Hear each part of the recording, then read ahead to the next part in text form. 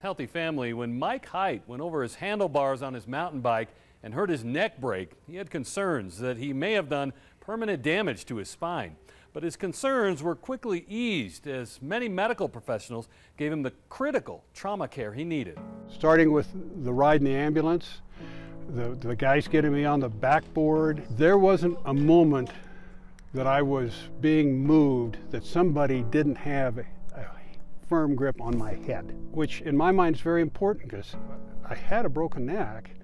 You could have twisted, turned, anything and made things worse, but the ambulance ride over was good, and I got to the emergency room, everybody was moving like clockwork.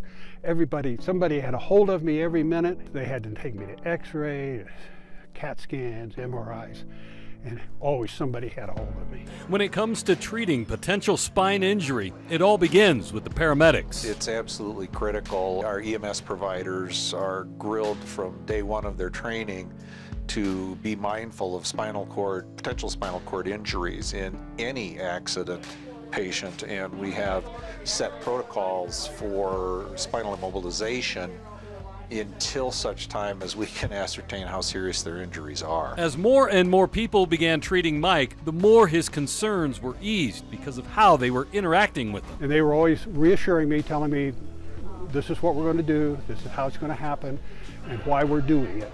They were a lot of information coming forth, and they seemed very professional and smooth like clockwork. I couldn't believe it.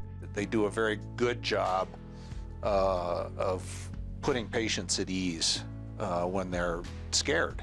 I was impressed that they thought it was important. Turns out Mike's injury could have been much worse. Dr. Paul Record was his trauma doctor. This is his 6th cervical vertebrae here, and there's a crack here through the lamina, which is part of the vertebral body. This wasn't so important. This was not something that needed to be surgically fixed, but because there's ligaments holding this all together, he'd torn those ligaments. And this is about the middle of the spinal column. These are the little spinous processes. If you're reaching back your neck, you can feel those bony points. That's what those are. And he cracked the spinous process here on the 4th vertebrae.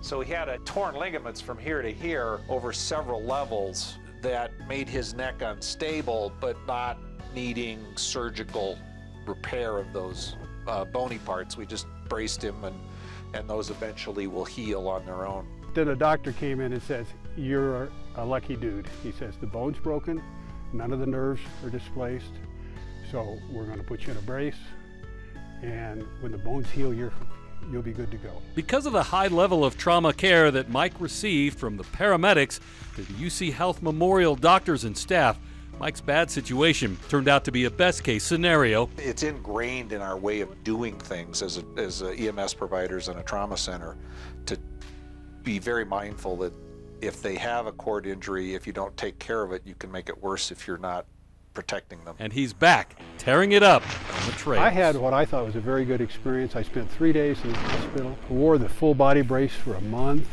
a little more, and then the doctor said, take it off. And then I went my last visit a month later, and he says, you're good to go. And I'm going.